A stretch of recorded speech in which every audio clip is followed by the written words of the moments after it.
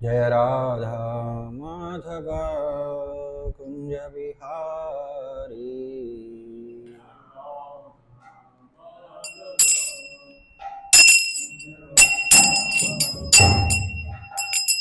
राधा माधव कुंज बिहारी।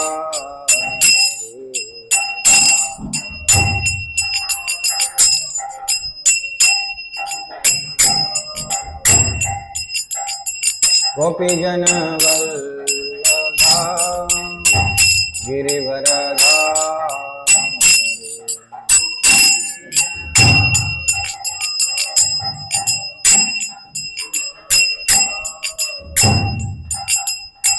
गोपीजन वल्लभा गिरिवरधारी।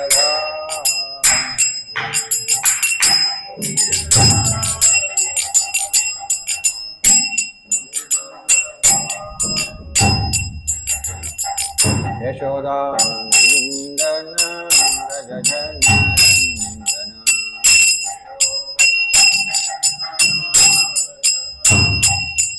यशोदानन्दन व्रजजनरञ्जन।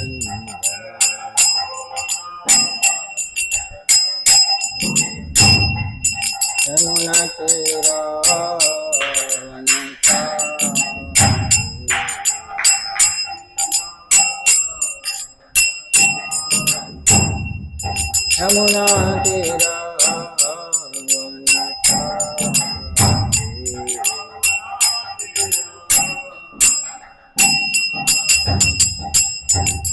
राधा माधव कुंज बिहारी।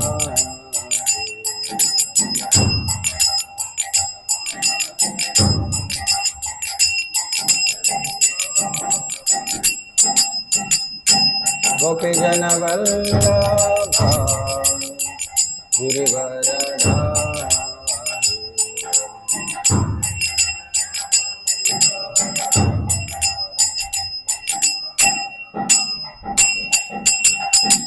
यशोदानन्दन व्रजजनरञ्जन।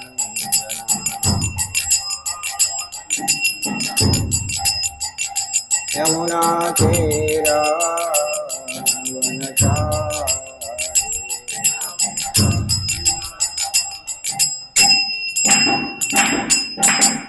राधा माधव कुंज बिहारी।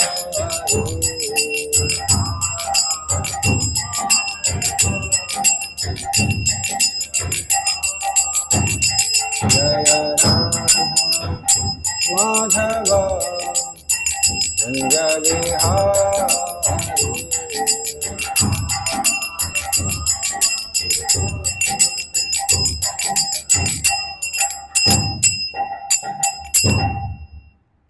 जय ओम विष्णुपाद परमहंस परिव्रजकाचार्य स्तोत्र शत श्री श्रीमद अभय चरणारविंद भक्ति वेदांत स्वामी श्री प्रभुपाद की जय।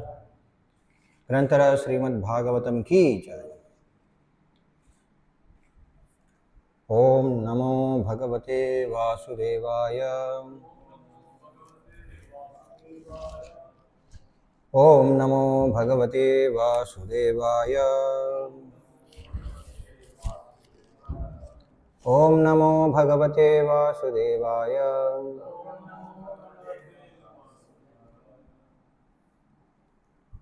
శ్రీమద్భాగవతం చతుర్థ స్కందం 7వ అధ్యాయం దక్షునిచే యజ్ఞ నిర్వహణం శ్లోకం సంఖ్య 7.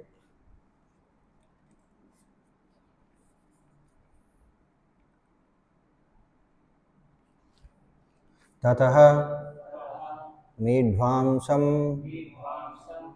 ఆమంత్ర్య శునాసీరాः సహ ఋషిభిः భూయః తత్ దేవయజనం సమీఢ్వత్ వేధసః యయుః.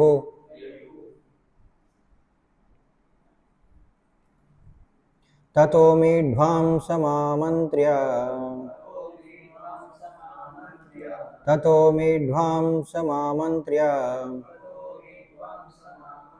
सुनासीराः सहर्षिभिः सुनासीराः सहर्षिभिः भूयस्तद्धेव यजनम् भूयस्तद्धेव यजनम् समीढ्वद्वेदसो ययुः समीढ्वद्वेदसो ययुः ततो मीढ्वांसमामन्त्र्य सुनासीराः सहर्षिभिः भूयस्तद्धेव जेजनम् समीढ्वद्वेधसो ययुः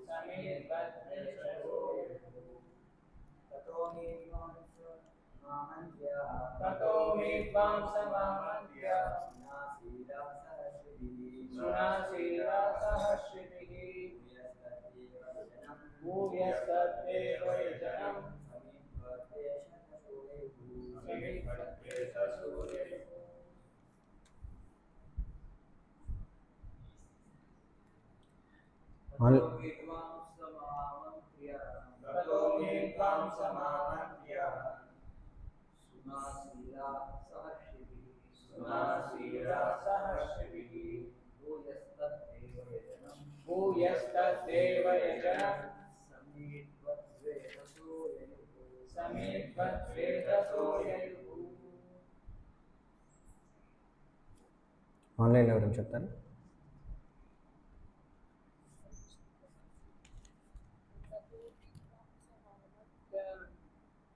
तपोमीढ्वांसमामन्त्र्य सुनासीरासहर्षिभिः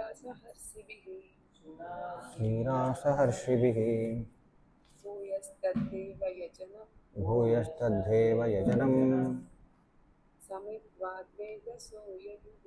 समीढ्वाद्वेदसो यजुः। हरे कृष्ण। ततो मीढ्वांसमामन्त्र्य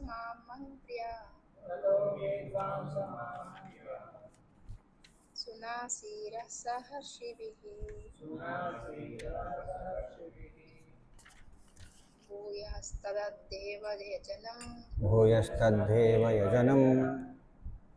समीढ्वद्वेदसो ययुः। समीढद्वेदसो ययुः। हरे कृष्ण। प्रणामाలు ప్రభు।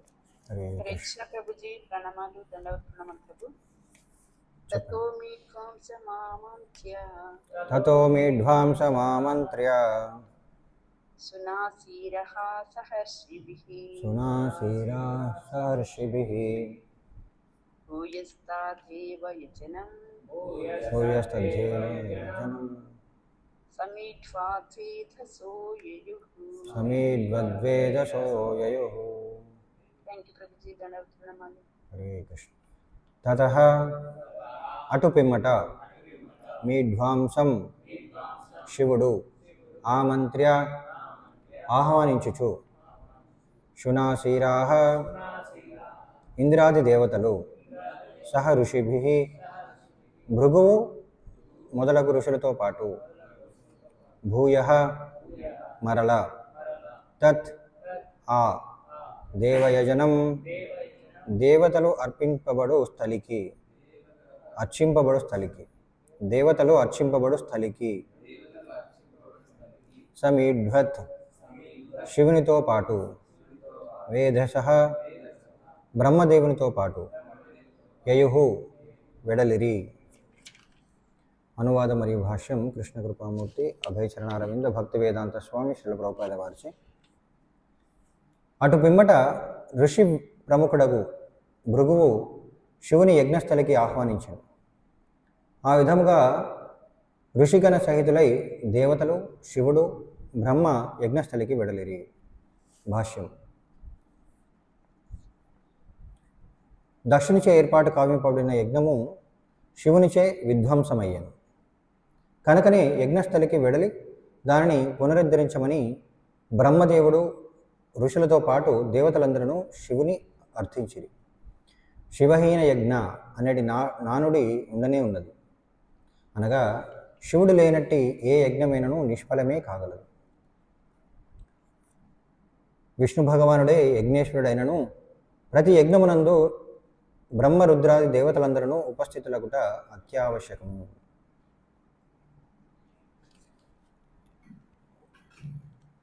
నమో విష్ణుపాదాయ కృష్ణప్రేష్టాయ భూతలే శ్రీమతే భక్తి వికాస స్వామినితి నామిని. నమో విష్ణుపాదాయ కృష్ణప్రేష్టాయ భూతలే శ్రీమతే భక్తి వేదాంత స్వామినితి నామిని. నమస్తే సారస్వతీ దేవే గౌరవాణి ప్రచారిణి నిర్విశేష శూన్యవాది పాశ్చాత్య దేశతారిణి. వందేహం శ్రీగురో శ్రీతపదగమనం శ్రీగురూన్ వైష్ణవాంశ శ్రీరూపం సాగ్రజాతం సహగణ రఘునాథాన్వితం తం సజీవం సాద్వైతం సావధూతం పరిజన సహితం కృష్ణ చైతన్యదేవం శ్రీ రాధాకృష్ణపాదాన్ సహగణ లలిత శ్రీ విశాఖాన్వితాంశ. జయ శ్రీకృష్ణ చైతన్య ప్రభు నిత్యానంద శ్రీ అద్వైత గదాధర శ్రీవాసాది గౌర భక్తవృంద. హరే కృష్ణ కృష్ణ కృష్ణ హరే హరే హరే రామ రామ రామ హరే హరే.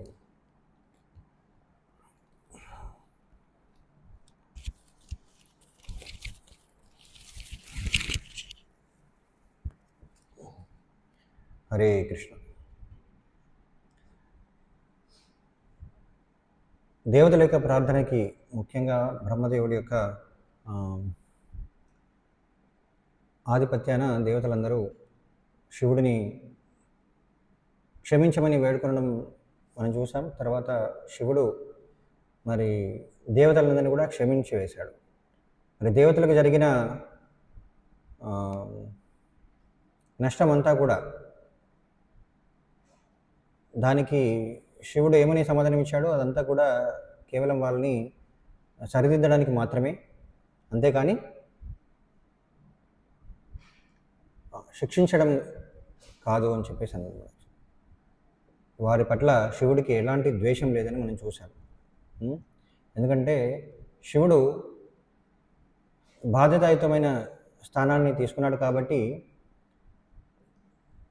జీవులందరినీ కూడా దేవతలతో సహా అక్కడ ఉన్న ఋషులతో సహా అందరినీ సక్రమమైన మార్గంలో ముందుకు తీసుకెళ్ళడం, అంటే ఆధ్యాత్మిక పురోగతి వైపు తీసుకువెళ్ళడం శివుడి యొక్క బాధ్యత.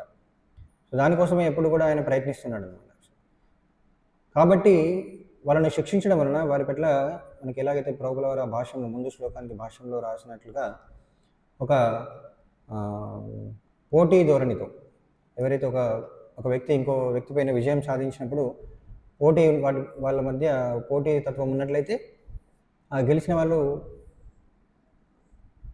ఓడిపోయిన వాళ్ళు గెలిచిన వాళ్ళ పట్ల ద్వేషాన్ని పెంచుకునే అవకాశం ఉంటుంది. కానీ ఇక్కడ పోటీ కాదనమాట.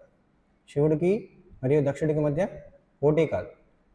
శివుడు ఎప్పుడు కూడా అంటే ఇక్కడ జీవులందరికీ ముఖ్యంగా దక్షుడు లాంటి వాళ్ళందరికీ కూడా ఆధ్యాత్మిక బోధన, అంటే ఈ భౌతిక ప్రపంచంలో మర్యాద ఏ విధంగా పాటించాలి, తద్వారా ఆధ్యాత్మికంగా ఎలా పురోగతి చెందాలనేది అక్కడ వివరించడం జరిగింది. మీన్స్ అది ఎప్పుడు ఆ విధమైన శిక్షణ ఇవ్వడానికే శివుడు ఎప్పుడు చూస్తూ ఉంటాడు. కానీ మనం దక్షుడిని చూసాం, దక్షుడు అలాంటి శిక్షణ తీసుకోకుండా మరి శివుడినే అవమానించడం జరిగింది కదా. శివుడు సాధారణమైన వ్యక్తి కాదు. వైష్ణవులందరూ కూడా చాలా ఉన్నతమైన వాడు. సాధారణంగా భౌతిక ప్రపంచంలో త్రిగుణాల యొక్క ప్రభావం వలన ప్రతి ఒక్కరు కూడా ఎప్పుడు అపరాధాలు చేస్తూనే ఉంటారు. అది భౌతిక గుణాల యొక్క స్వభావం అన్నమాట. కానీ అపరాధం చేసిన వాళ్ళు ఎప్పుడు కూడా పురోగతి చెందలేరు, ముఖ్యంగా ఆధ్యాత్మిక పురోగతి చెందలేరు. కానీ మనం ఏం చూస్తుంటాం, ఎటువంటి గుణంలో ఉన్న వాళ్ళైనా సరే, సత్వగుణంలో ఉన్న వాళ్ళైనా సరే మళ్ళీ అపరాధాలు చేస్తుండడం, మళ్ళీ దాన్ని సరిదిద్దుకొని ముందుకు వెళ్తుండడం మనం చూస్తుంటాం. అంటే గుణాలను బట్టి వాళ్ళ యొక్క ప్రవర్తన వేరుగా ఉండొచ్చు, కానీ అపరాధాలు చేయడం ప్రతి గుణంలో ఉన్న వాళ్ళకి సహజమే. మరి వైష్ణవ అపరాధం అన్నింటికంటే చాలా తీవ్రమైనది. మరి వైష్ణవ అపరాధం చేసిన వాళ్ళ యొక్క స్థితి ఏంటనేది మనం చాలాసార్లు చర్చించుకున్నాం. మరి అలాంటిది శివుడు లాంటి గొప్ప వైష్ణవుడికి అపరాధం చేయడం వలన ఏం జరుగుతుందనేది మనం ఇక్కడ చూసాం.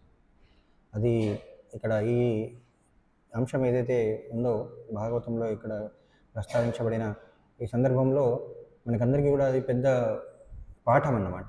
అందరూ ప్రతి ఒక్క భక్తుడు నేర్చుకోవాల్సిన పెద్ద పాఠం. అయితే మనం చూసాం మనకి ముందు స్కందంలో కపిల భగవానుడు తన తల్లి దేవహూతికి భక్తి లక్షణాలను గురించి వివరించే సమయంలో 29వ అధ్యాయం అనగా కపిల భగవాను నుంచే భక్తి యోగ వివరణం అనే అధ్యాయంలో మనం చూసాము. భక్తి లక్షణాలను వివరించే సమయంలో భక్తి సాధకుడి యొక్క స్థాయిని బట్టి తన ఎలాంటి గుణాల ప్రభావంలో ఉన్నాడనే దాన్ని బట్టి తన యొక్క ప్రవర్తన, తన యొక్క సాధన భిన్నంగా ఉంటుందనేది వివరించడం జరిగింది. సో అందులో 29వ అధ్యాయం 7, 8, 9వ శ్లోకాల్లో ఈ 3 గుణాల్లో ఉన్న వ్యక్తుల యొక్క భక్తి సాధన ఎలా ఉంటుందనేది వివరించారు. అందులో సత్వగుణంలో ఉన్న భక్తుడు ఏ విధంగా ప్రవర్తిస్తాడు అనేది, రజోగుణంలో ఉన్న భక్తుడు ఏ విధంగా ప్రవర్తిస్తాడు, ఇంకా తమోగుణంలో ఉన్న భక్తుడు ఎలాగా ప్రవర్తిస్తాడు అనేది చెప్పాడు. మనం ఒకసారి అది చదువుదాం. తృతీయ స్కందం 29వ అధ్యాయం 7, 8, 9వ శ్లోకాలు.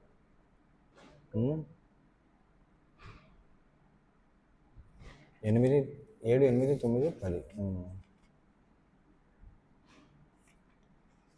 కేవలం నేను అనువాదం చదువుతాను. 7వ అధ్యాయం 7వ శ్లోకం. కపిల భగవానుడు ఇట్లు ప్రత్యుత్తరం ఇచ్చాను: ఓ ఉదార స్వభావిని, కర్త యొక్క వివిధ గుణములను అనుసరించి భక్తి యొక్క పదములు అనేక విధములుగా ఉన్నవి. 8వ శ్లోకం. మాత్సర్యయుతుడు, గర్వి, హింసాయుతుడు, క్రోధియకు భేద స్వభావం కలిగిన వాడు ఉన్నరించు భక్తి తామసమైనదిగా పరిగణింపబడు. 9వ శ్లోకం. విషయభోగము, యశస్సు, ఐశ్వర్యముల ఎడ వాంఛతో భేదబుద్ధి కలవాడు చేసేడి మందిరమందలి దేవతార్చనము రజోగుణ భక్తి అనబడు.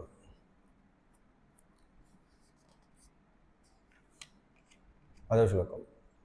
భక్తుడు దేవదేవుని అర్చించుచు కామ్యకర్మ దోషము నుండి బయటపడుటకు కర్మఫలములను అతనికే అర్పించినప్పుడు అతని భక్తి సాత్వికమనబడు.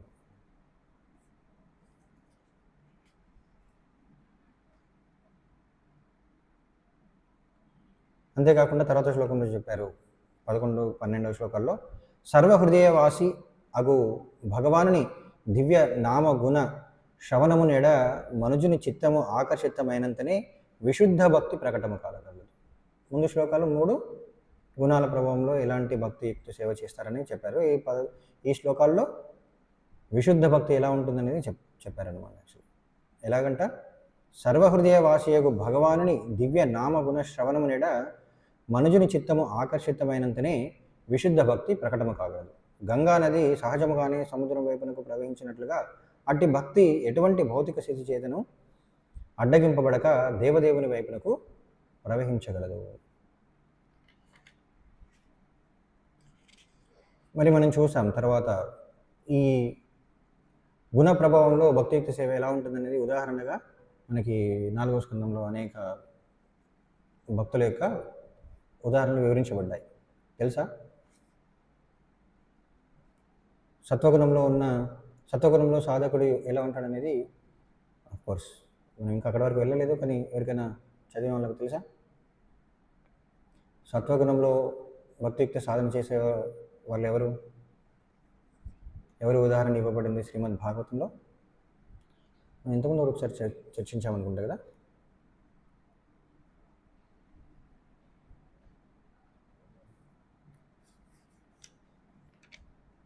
సత్వగుణంలో యొక్క సాధన ఎలా ఉంటుంది? విషయభోగము, యశస్సు. ప్రహ్లాదుడు సత్వగుణం, అంబరీషుడు. విషయభోగము, యశస్సు, ఐశ్వర్యముల ఎడ వాంఛతో భేదబుద్ధి కలవాడు చేసడి మందిరమందలి దేవతార్చనము రజోగుణ భక్తి. భక్తుడు దేవదేవుని అర్చించుచు కామ్యకర్మ దోషము నుండి బయటపడటకు కర్మఫలములను అతనికే అర్పించువాడు అతని భక్తి అర్పించినప్పుడు అతని భక్తి సాత్వికమనబడు.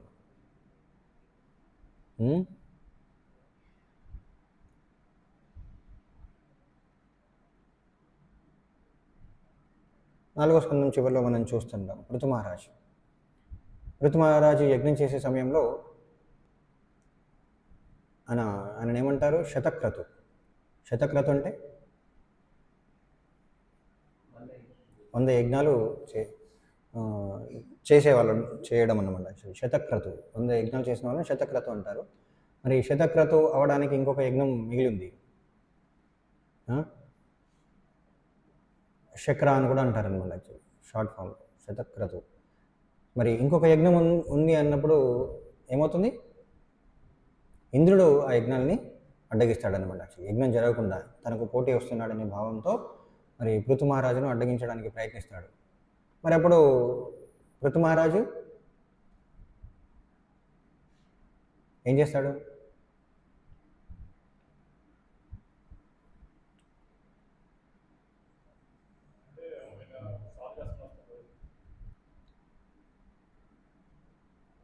ఇంద్రుడు ఆపడానికి ప్రయత్నిస్తాడు. పృథు మహారాజు ఏం చేస్తాడు? అప్పుడు పృథు మహారాజు దాన్ని అంటే ఇంద్రునితో అంటే ఏమంటారు, ప్రతిచర్యగా అంటే ఇంద్రునితో పోరాడడానికి ప్రయత్నించినప్పుడు బ్రహ్మదేవుడు అక్కడ ప్రత్యక్షమై పృథుని ఆపుతాడు కదా. పృథుని నిలవదీస్తాడనమాట. నువ్వు ఇలా చేయకూడదు అని చెప్పేసి నిలదీస్తాడు. పృథు మహారాజు అక్కడ చెప్పచ్చు, సో నేను ఎవరిని ఏమనలేదు, ఎవరికి అపరాధం చేయలేదు, ఎవరి పట్ల నేను ద్వేషభావాన్ని ప్రదర్శించలేదు. అక్కడ మరి చేస్తున్న యజ్ఞాన్ని నిలపడానికి ప్రయత్నించింది ఇంద్రుడు. మరి ఇంద్రుడిని మందలించాలి కదా. కానీ బ్రహ్మ పృథు మహారాజుని మందలిస్తాడు అనమాట. ఇప్పుడు పృథు మహారాజు ఏమంటాడు? ఆయన ఏమీ అన్నాడు, అంగీకరిస్తాడు. బ్రహ్మ ఏదైతే చెప్పాడో దానికి అంగీకరించి శతక్రతు అంటే 100వ యజ్ఞాన్ని చేయకుండా నిలిపేస్తాడు అనమాట. ఎందుకంటే చాలు 99 యజ్ఞాలు చాలు, అంటే ధర్మపాలన కోసం చేస్తున్నానే తప్ప అందులో ఏది ఆశించి కాదు. రాజు యొక్క బాధ్యతగా ఎలాగైతే యజ్ఞాలు చేయాలో ఆ విధమైన యజ్ఞాలు చేయడానికి భగవంతుని సంతృప్తి కోసం చేస్తున్నానే తప్ప ఏదో భౌతికమైనది ఆశించి కాదు అని చెప్పేసి చెప్తారు. ఇక్కడ చెప్పారు కదా, కామ్యకర్మ దోషం నుండి బయటపడుటకు కర్మఫలములను అతనికే అర్పించినప్పుడు, ఎవరికి? భగవంతునికి అర్పించినప్పుడు అతని భక్తి సాత్వికం అనబడుతుంది. భగవంతునికి అర్పిస్తున్నాను కానీ బ్రహ్మదేవుడు వచ్చేసి నిలుపమన్నాడు. సో దానికి ఏం అభ్యంతరం లేదన్నమాట పృథు మహారాజుకి. కాబట్టి ఆయన నిలపడానికి సిద్ధపడ్డాడు. అందుకని అనేది సాత్వికమైన భక్తి అన్నారనమాట. అంటే భగవంతుని సంతృప్తి కోసం చేశాడు. మరి ప్రతిఫలాన్ని కూడా భగవంతునికి అర్పించడానికి ఆయన సిద్ధంగా ఉన్నాడు. కాబట్టి బ్రహ్మదేవుడు ఎప్పుడైతే తనకు బోధించాడో అప్పుడు తను పూర్తిగా అంగీకరించాడనమాట. తర్వాత రజోగుణ స్వభావం కలవారు వారి యొక్క భక్తి ఎలా ఉంటుంది? విషయభోగము, యశస్సు, ఐశ్వర్యములేడ వాంఛతో భేద బుద్ధి కలవాడు చేసడి మందిరమందరి దేవతార్చనము రజోగుణ భక్తి అనబడు. చూడండి, విషయభోగము, యశస్సు, ఐశ్వర్యములేడ వాంఛ. ఎవరు ఇలాంటి కోరికలతో భక్తియుక్తి సేవ చేసినవారు? ధ్రువ మహారాజు. ధ్రువుడు ముందుగా మరి తన తీవ్రమైన కోరికతో తపస్సు చేశాడు కదా, తీవ్రమైన తపస్సు చేశాడు. తనకి ఏం కావాలని? తన తండ్రి కంటే కూడా ఉన్నతమైన స్థానం, ఉన్నతమైన రాజ్యం కావాలని కోరుకున్నాడు అనమాట. అది కోరికతో చేశాడు కాబట్టి అది రజోగుణ భక్తి. కానీ భగవంతుని తన యొక్క గురు యొక్క ఆదేశాల మేరకు అంటే అక్కడ నారదముని యొక్క ఆదేశాల మేరకు ఆయన భక్తియుక్త సేవ చేశాడు. కాబట్టి ఎప్పుడైతే భగవంతుని దర్శించుకున్నాడో ఆయన పవిత్రుడైపోయాడు అనమాట. ఆయనలో ఉన్న రజోగుణం తొలగిపోయి శుద్ధ భక్తునిగా మారిపోయాడు. సో ఆ విధంగా రజోగుణ భక్తి యొక్క సాధన ఆ విధంగా ఉంటుంది. వాళ్ళ యొక్క స్వభావం అలా ఉంటుంది. రజోగుణంలో ఉన్న భక్తుల యొక్క స్వభావం అలా ఉంటుంది. తర్వాత తమోగుణ స్వభావాలు ఎలా ఉంటారు? మాత్సర్యయుతుడు, గర్వి, హింసాయుతుడు, క్రోధి అగు భేద స్వభావం కలిగిన వాడు వనరించు భక్తి తామసమైనదిగా పరిగణించబడు. చూడండి, ఈ ముగ్గురు కూడా భేద స్వభావం కలవారే. రజోగుణం, సత్వగుణం, తమోగుణం. అంటే కోర్స్ ముగ్గురు అంటే ముఖ్యంగా తమోగుణం, రజోగుణంలో ఉన్న వాళ్ళు భేదభావం కలవారు. అంటే భగవంతుని యొక్క భావాన్ని కాకుండా భిన్న భావాలతో యజ్ఞం చేసేవారు. అంటే భగవంతుని యొక్క సేవ చేయడానికి, అంటే వేదాలను అనుసరించడానికి ప్రయత్నించేవారు. వాళ్ళు భేద స్వభావాలు అని చెప్పారనమాట. భగవంతుడు ఏంటంటే ఎప్పుడు కూడా ప్రతి జీవి కూడా తన ధామానికి చేరాలని కోరుకుంటాడు. ఈ వేదాలన్నీ పాటించి చివరికి ప్రతి ఒక్కరు కూడా భగవంతుని ధామం చేరాలని కోరుకుంటాడు. అలాంటి భావంతో కాకుండా భిన్న భావంతో ఎవరైతే వేదాల్లో ఉన్న పద్ధతులను ఆచరిస్తారో వాళ్ళందరూ కూడా భిన్న భావం కలవారు అన్నమాట. మరి ఇక్కడ మాత్సర్యంతో, గర్వంతో, హింసాయుతుడై క్రోధంతో భక్తి చేసేవారు ఎవరు?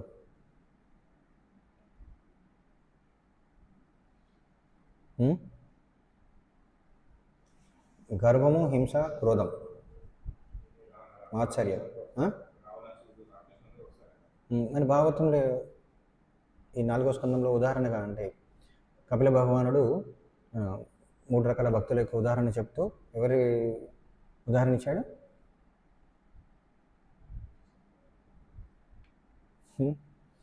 దక్షుడి యొక్క ఉదాహరణ ఇప్పుడు చర్చించుకుంటున్నాం మనం. యాక్చువల్లీ దానికి ఉదాహరణ అంటే తమోగుణ ప్రభావంలో దక్షుడు ఎలాంటి భక్తియుక్త సేవ చేస్తున్నాడు అంటే, భక్తియుక్త సేవ అంటే భగవంతుని సంతృప్తిపరచడానికి యజ్ఞం చేయాలి. ఆ విషయం ఆయనకు తెలుసు. వేదాలను అనుసరించడానికే ప్రయత్నిస్తున్నాడు. కానీ ఆయనలో గర్వము, హింస, క్రోధభావాలు ఇంకా ఉన్నాయి. ముఖ్యంగా శివుడి పట్ల మాత్సర్యం, ద్వేషం ఉంది. కాబట్టి అది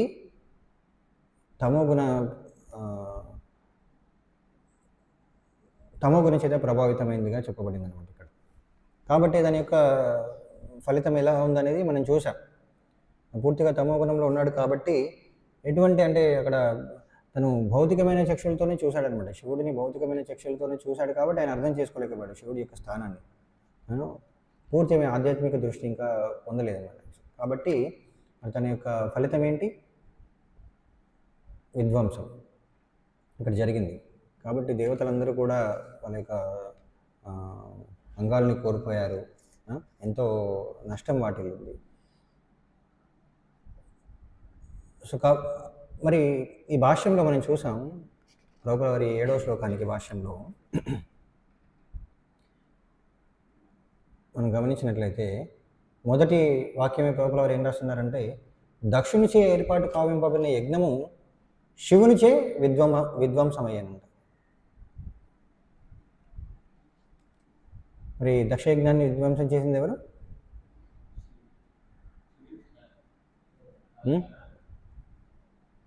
శివుడు అక్కడికి వెళ్ళాడా?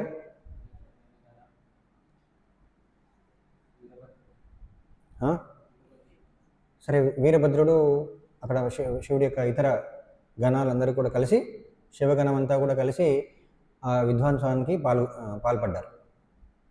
అంతేనా? మరి వాళ్ళందరినీ అలా చేయమని చెప్పేసి శివుడు ఆదేశించాడా?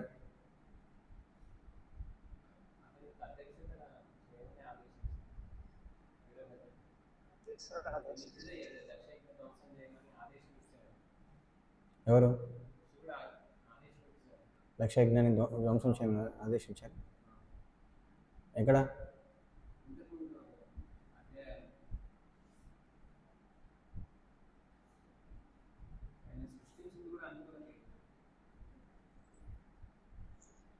సతీదేవి ఆహుతైపోవడం వల్ల వాళ్ళందరికీ బాధ వచ్చి అప్పుడు అందరూ శివగణం అంతా కూడా ఆ విధంగా చేస్తారు. చూడండి, మరి శివగణం చేసిన దానికి చివరిగా ఎలా అంటారంటే శివుడే అదంతా కూడా విధ్వంసం చేశాడని మనకి ఇక్కడ చెప్పబడుతుంది కదా. అలానే తీసుకుంటారు, ఎందుకంటే శివుడు ఆపొచ్చు కదా కానీ శివుడు అలాంటి కోరుకోలేదు కూడా, అలా జరగాలని ఆయన కోరుకోలేదు కూడా. కానీ శివగణమంతా చేసిన పనికి పేరు మాత్రం శివుడికే కదా. మనం తర్వాత స్కందాల్లో మనం చూస్తాం, ఎప్పుడైతే చతుష్కుమారులు భగవంతుని దర్శించుకోవడానికి వైకుంఠానికి వెళ్తారో అక్కడ 7వ ద్వారం వద్ద జయ విజయులు వాళ్ళని అడ్డుకుంటారు. అడ్డుకున్నప్పుడు జయ విజయులు మరియు సతీష్ కుమారుల మధ్య సంవాదంలో మరి సతీష్ కుమారులు వాళ్ళు అవమానింపబడ్డారని చెప్పేసి వాళ్ళు భావించి, అంటే ఆపడం ద్వారా అవమానింపబడ్డారని వాళ్ళు భావిస్తారు. వెంటనే జయ విజయులను శపిస్తారు కూడా. మరి దానికి భగవంతుడు బాధ్యత వహిస్తాడనమాట. యాక్చువల్లీ జయ విజయులు చేసిన తప్పుకి బాధ్యత నాది, ఎందుకంటే వాళ్ళు నా సేవకులు కాబట్టి అని బాధ్యతను నేను స్వీకరిస్తానని చెప్తాడు. మనం చూసామన్నమాట యాక్చువల్లీ. ఎందుకంటే ఎన్నోసార్లు మనం చెప్పుకున్నాం కూడా, భాగవతంలో కూడా మనకు తెలియజేయబడింది. అనేక సందర్భాల్లో మనం చూసాం. అంటే ఎప్పుడైనా సరే అనుచరులు చేసే ప్రతి పనికి బాధ్యత నాయకులే వహించాల్సి వస్తుంది కదా. కాబట్టి నాయకులు చాలా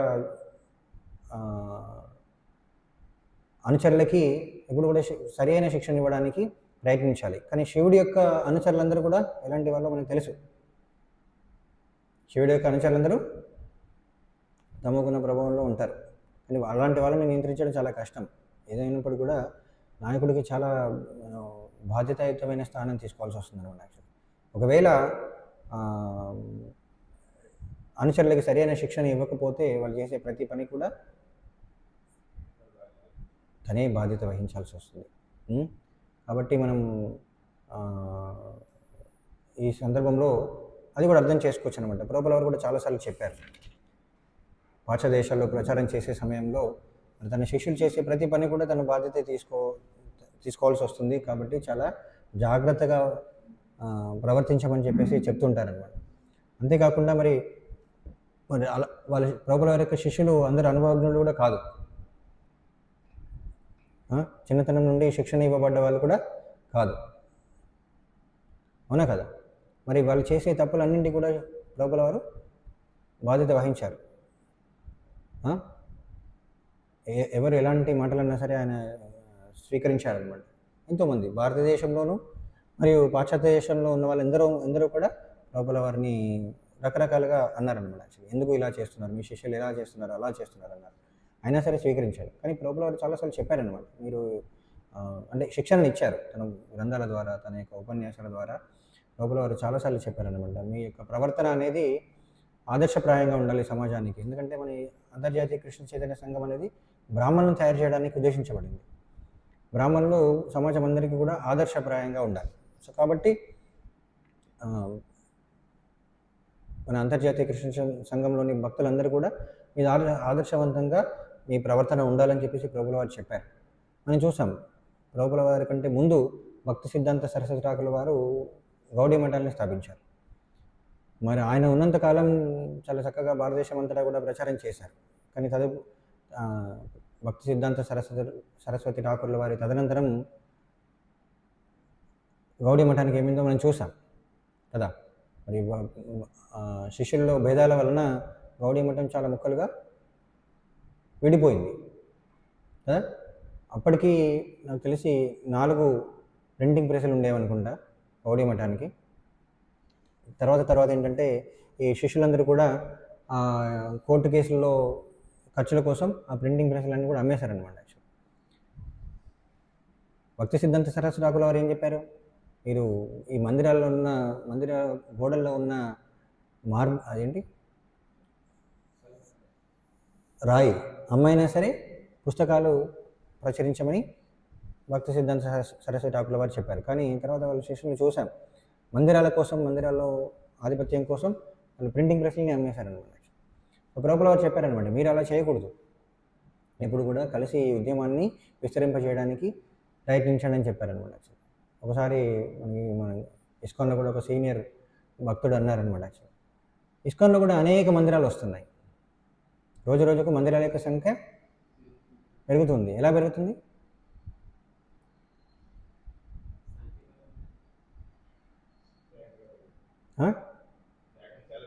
చాలా వేగంగా పెరుగుతుంది. అంటే విస్తరిస్తుంది. కానీ ఎలా విస్తరిస్తుందని భక్తులు ఏమన్నారట అంటే, భక్తుల మధ్య విభేదాల వలన విడిపోయి కొత్త మందిరాన్ని మొదలు పెడుతున్నారు అన్నమాట. విస్తరిస్తుంది, వేగంగా విస్తరిస్తుంది. మరి అది అంటే ఈ సంఘాన్ని విస్తరించడానికి అనే ఉద్దేశంతో అయితే బాగుండేది. అంటే ప్రచారాన్ని విస్తరింపజేయడానికి మనకి మందిరాలు నిర్మితమైతే బాగుండేది. అన్నీ అలా అవుతుందని కాదు, కొన్నిసార్లు అలా జరుగుతుందన్నమాట. సో మరి చూడండి, అందరూ కూడా ఎంతో అంకిత భావంతో వాళ్ళ యొక్క ఎంతో త్యాగం చేసి మన అంతర్జాతీయ కృష్ణ చైతన్య సంఘంలో సేవ చేస్తున్నారు. ప్రతి ఒక్కరు కూడా, ఎవరైనా కావచ్చు, బ్రహ్మచారులు కావచ్చు, గృహస్థులు కావచ్చు, వాళ్ళందరూ కూడా చాలా త్యాగం చేసి ఈ ఉద్యమంలో సేవ చేస్తున్నారు. వాళ్ళు ఒక్కొక్కసారి వాళ్ళు చేసే సేవ, వాళ్ళ యొక్క త్యాగం చూస్తే చాలా గొప్పగా అనిపిస్తుంది. కానీ అయినప్పుడు కూడా మనం ఇక్కడ చూస్తున్నాం కదా, ఎలాగైతే ఇక్కడ దక్షుడు యజ్ఞాన్ని చేపట్టడం అనేది గొప్ప విషయం కదా. యజ్ఞంలో అందరి దేవతల్ని సంతృప్తిపరచడం అంత సులభమేం కాదు, అవునా కదా. మరి అలాంటి కార్యాన్ని చేపట్టి కూడా చివరికి తనలో ఉన్న మాత్సర్యం, గర్వం, హింస ప్రవృత్తుల వలన యజ్ఞ ఫలితం అనేది చాలా భిన్నంగా వెలువడింది. సో ఆ విధంగా మరి భక్తియుక్త సేవ చేయడానికి ముందుకు వచ్చిన తర్వాత కూడా భక్తుల్లో అలాంటి భేద స్వభావం ఉన్నట్లయితే ఆయన యొక్క ఫలితం కూడా అలాగే ఉంటుంది. అంటే శుద్ధ భక్తి స్థాయికి ఎదగడం చాలా కష్టమవుతుంది అనమాట. యాక్చువల్లీ అందుకని ప్రభువుల వారు మళ్ళీ చెప్తుండేవారు అనమాట. యాక్చువల్లీ మీరందరూ కూడా కలిసికట్టుగా ఈ ఉద్యమాన్ని ముందుకు తీసుకెళ్ళడానికి ప్రయత్నించాలి. ఈ ఉద్యమం అనేది ఈ యొక్క అంతర్జాతీయ కృష్ణ చైతన్య సంఘం అనేది నా యొక్క శరీరం లాగా, దాన్ని మీరు జాగ్రత్తగా ముందుకు తీసుకెళ్లాలని చెప్పి చాలాసార్లు చెప్పారు యాక్చువల్లీ. సో అలా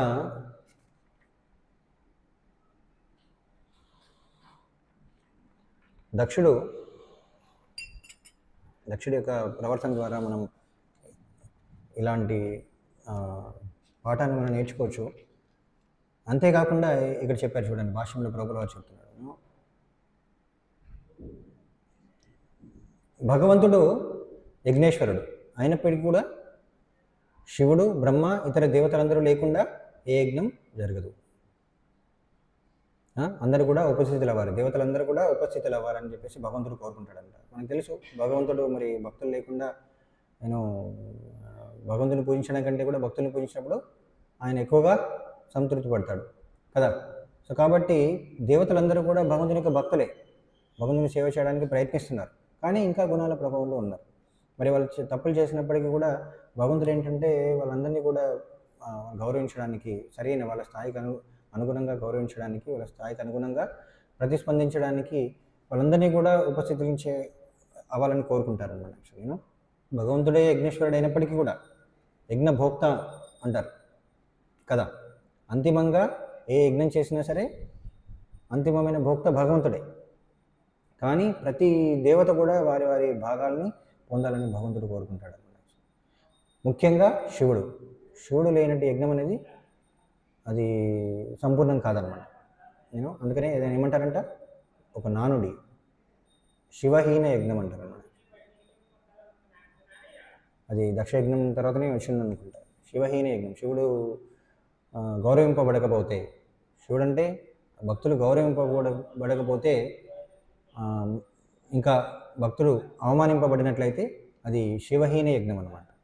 అంటే ఫలితం ఎలా ఉంటుంది, దక్షయజ్ఞంలో ఎలాంటి ఫలితం ఏదో వచ్చిందో అలానే ఉంటుంది. మరి దక్షుడు చేసిన పనికి కూడా అక్కడ దేవతలందరూ కూడా ఆయనకి సహకరించినందుకు వాళ్ళు కూడా అలాంటి ఫలితాలనే పొందారన్నమాట. సో కాబట్టి యజ్ఞం అనేది ఈ భాగవతంలో చాలా భక్తులకందరికీ కూడా చాలా ముఖ్యమైన పాఠాన్ని బోధిస్తుంది. వాటన్నిటిని కూడా చాలా క్షుణ్ణంగా అర్థం చేసుకోవడం చాలా ముఖ్యం. హరే కృష్ణ. ఎవరికైనా ఏమైనా సందేహాలు ఉన్నాయి?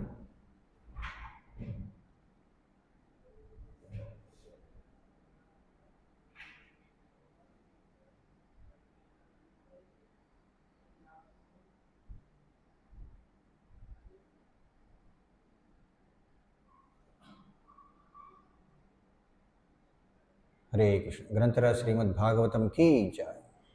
వాంఛాకల్పతరుభ్యశ్చ కృపా సింధుభ్యేవ చ పతితానాం పావనేభ్యో వైష్ణవేభ్యో నమో నమః. హరే కృష్ణ. ధన్యవాదాలు, ప్రణామాలు ప్రభు.